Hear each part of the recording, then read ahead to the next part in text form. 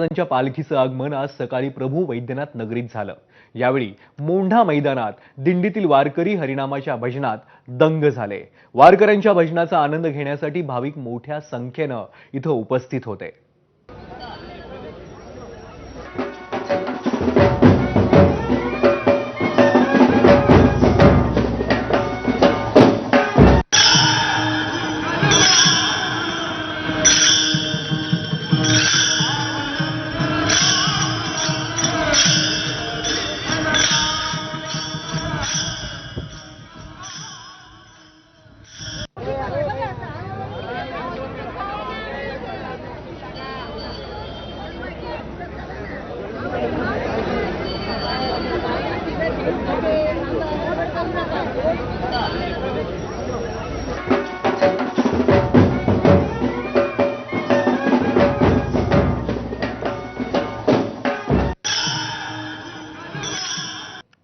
हा संपूर्ण वारी सोहळा म्हणजे विलक्षण अनुभूती असते।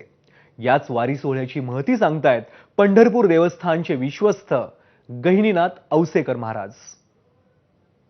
रामकृष्ण हरी। श्री विठ्ठल रुक्मिणी मंदिर पंढरपूर याचे अध्यक्ष आमचे गुरुवर्य महाराष्ट्राचं वैभव असणारे गहिनीनाथ बाबा औसेकर यांच्या उपस्थितीमध्ये हा प्रस्थान सोहळ्याचा सगळ्या नियोजनाचा आराखडा आखला गेलेला आहे।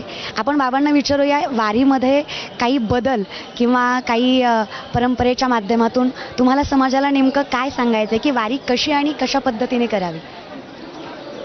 वारी म्हणजे वारकऱ्यांसाठीच नव्हे तर भूतलावर एक अद्भुत चमत्कार आहे। वारी म्हणजे यात्रा आहे। आज तर वारीला सगळ्या सुखसोयी आहेत, सगळी व्यवस्था आहे, पण तुम्ही विश्वंभर पंतांचा काळ आठवा, आपण जगद्गुरू तुकोबारायांचा काळ आठवा, आपण नारायण महाराजांचा काळ आठवा, ज्या काळात मीडिया नव्हता, ज्या काळात प्रिंट मीडिया नव्हता, ज्या काळात काही व्यवस्थापना नव्हती, त्याही काळात वारी अतिशय व्यवस्थित चालली आणि तुकोबारायासारखे महात्मे जगाला उपदेश करतात। होईन भिकारी पंढरीचा वारकरी, हाची माझा नेमधर्म, मुखी विठोबाचे नाम।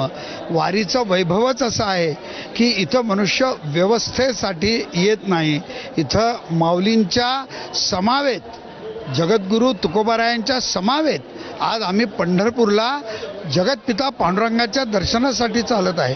मी इथं व्यक्तिगत एकटा चालत नाही, तर मी माऊलीच्या समवेत चालतो। जसं वडील पुढं चालले की परिवार मागे चालतो, तसा इथं माऊली पुढे चालले की सगळं जग त्यांच्या मागे चालतं। बाबा, तुमच्या या शब्दाने अर्थात कान आणि मन दोन्ही तृप्त झालंय आणि तुमच्याशी बोलताना मी खरतर थरथर कापतेय। आणि एवढी वर्ष वारकरी संप्रदायामध्ये स्वतःला ओतून दिल्यानंतर, ही पालखी खांद्यावर पेलवल्यानंतर आलेला अनुभव, या सगळ्या गोष्टी तुम्ही आमच्यासारख्या पिढीला काय सांगाल?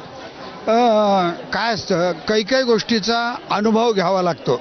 ज्ञानदेव म्हणे त्यांचा तो अनुभव, म्हणजे त्याचा जो अनुभव आहे तो वारी केल्याशिवाय कळणार नाही। साखर खाल्ली की गोड किती आहे विचारलं तर तो फक्त एकच सांगू शकतो की साखर गोड आहे। तसं वारी ही जो जीव करतो त्यालाच कळू शकतं की वारीत किती गोडवा आहे आणि किती आनंद आहे।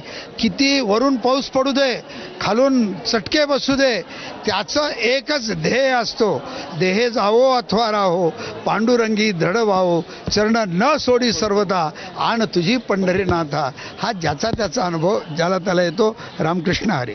यासह माझा विठ्ठल माझी वारी या कार्यक्रमात वेळ झाली अगदी छोट्याशा ब्रेकची। लगेचच